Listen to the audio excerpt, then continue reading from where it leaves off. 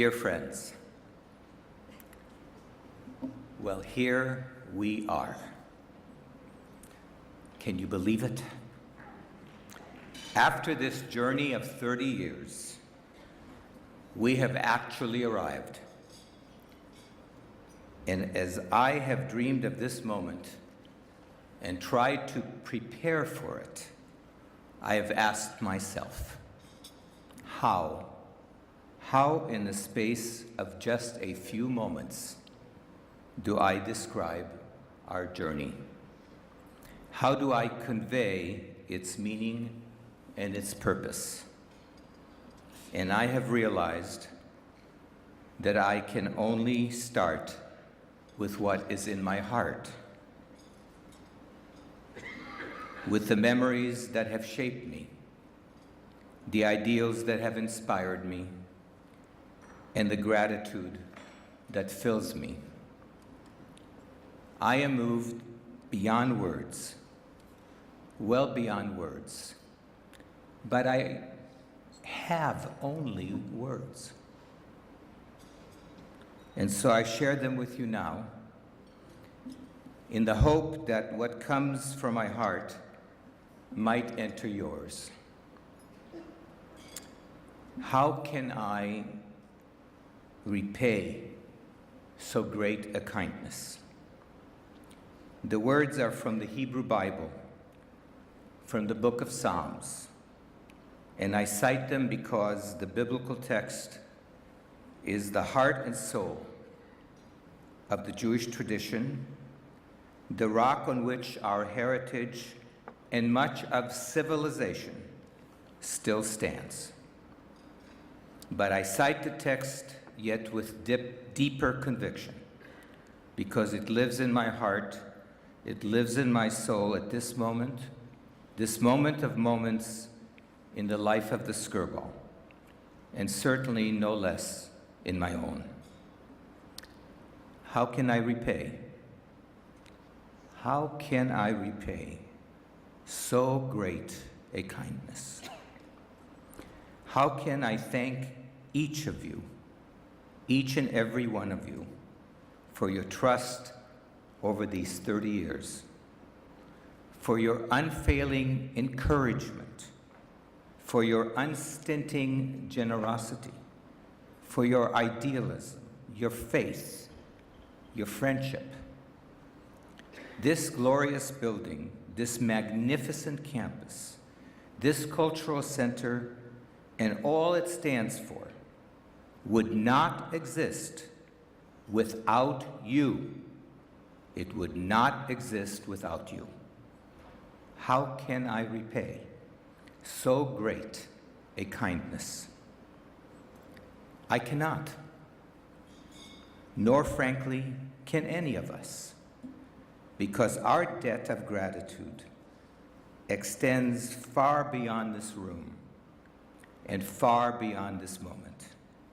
Indeed, beyond this world.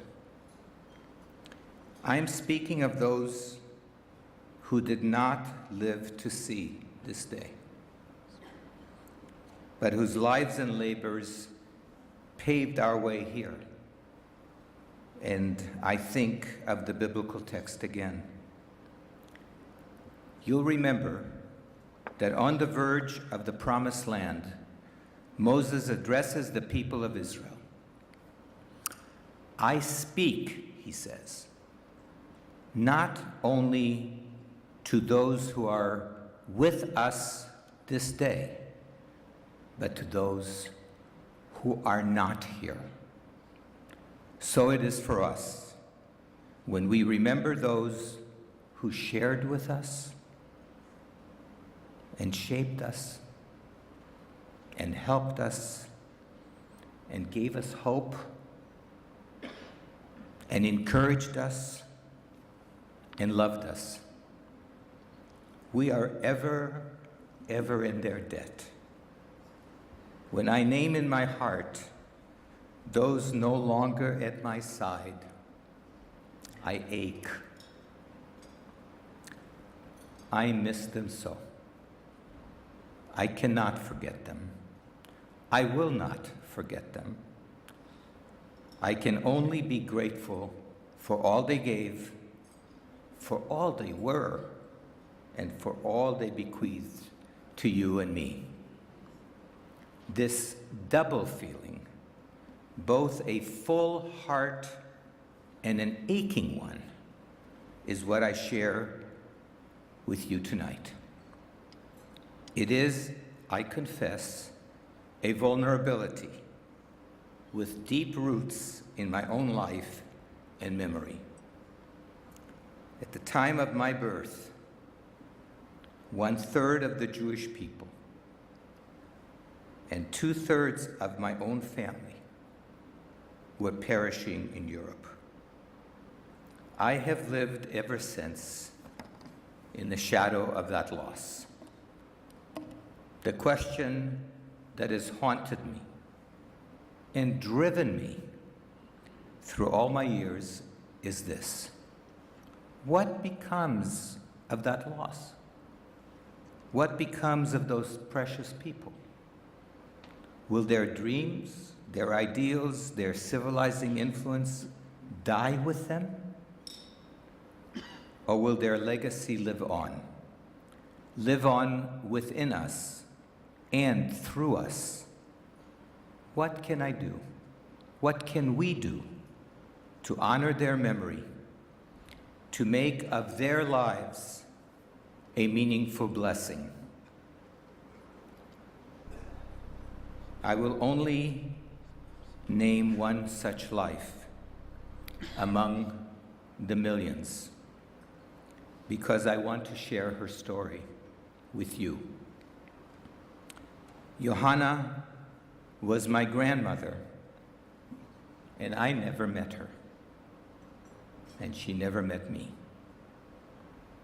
She was trapped in Germany by the Nazi scourge, together with a little boy, not her own child, but one entrusted to her care. When a visa was secured for her escape, she refused it because there was no visa for the little boy. She refused to leave him behind. They both perished. That tragedy is for me a bottomless sorrow. I tell you this story because of what I learned from it. It is far greater than sorrow. For my grandmother's example, I learned moral heroism. I learned courage. I learned character. I learned devotion. I learned goodness in the very face of evil. I learned a hope for a just and compassionate world where life is cherished, not extinguished. And I learned that ideals become real when they turn into deeds. These are lessons not of death, but of life. And it is my grandmother's example, as surely as the tons of steel and cement that laid the foundations of the Skirball Cultural Center.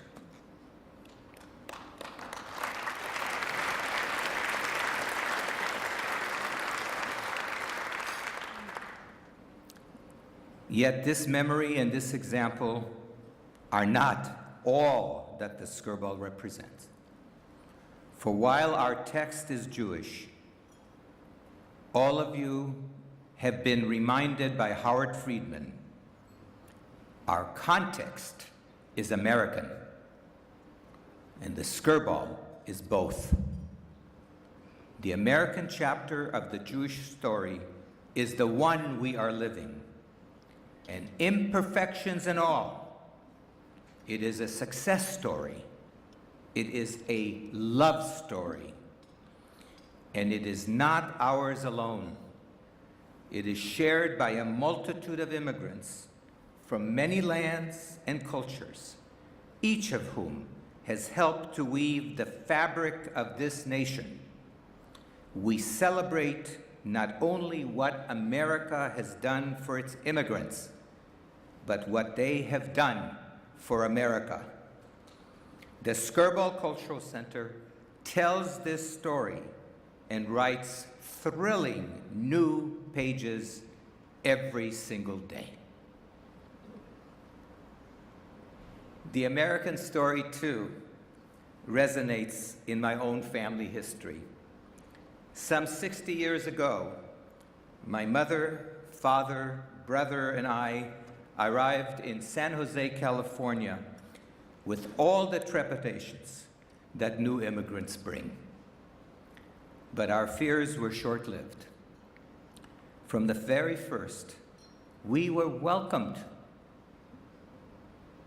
We were welcomed by strangers who became neighbors, by classmates who became friends, by teachers who became mentors, people from many lands and cultures and walks of life, Americans all. My father found work as a cabinet maker, and my mother as a laundress. Their vocations were humble, but like other immigrants, they worked hard, they persevered, and they earned a share of the American dream. The memory of our American welcome, the warmth of that embrace has also never left me. It too is poured into the Skirball's foundations. To welcome the stranger is a Jewish and an American virtue. It is the essence of our mission. It is the essence of our future. And now, with the campus construction completed, and my wife and Moshe Safdie wondering if we could find more land, that future stands in dazzling prospect before us. This splendid new building expands our capacity to serve as a place of welcome, a place of learning, and a place of meeting. It broadens our reach still further. It opens our doors still wider. It affords a multitude of new opportunities to engage a public that continues to grow by leaps and bounds. Our goal remains the same: to foment hope, to promote civility, to provide a sense of human connection, to help all of us understand our responsibilities to ourselves and to teach each other. Our lives, I believe, find their greatest fulfillment when they ennoble other lives. This, I admit, is a lofty vision, but at the Skirball, we take it very seriously. Human dignity is a serious subject. We are a people consecrated by hope. We just can't help it. Od lo avda tikvatenu. Our hope will never die. And that hope lives tonight. It lives tonight in you. That hope lives because of you. For in this journey of 30 years, I have had the surpassing privilege of your partnership and your companionship in all of our shared labors to build this institution and to see it blossom. You are its founders. You are its pioneers. You are its guardians, and you are its champions. We honor you. We honor you this day because you have honored us and continue to honor us every day. How can I repay so great a kindness? My words fall short. My heart is filled to the brim. My cup runneth over. As I stand here face to face, I see goodness. For there is great, great goodness in this room. Goodness that radiates ever outward. The Skirball Cultural Center is a mere 18 years old. In Hebrew, that number spells life, and ours is still young. What is the Skirball yet to become?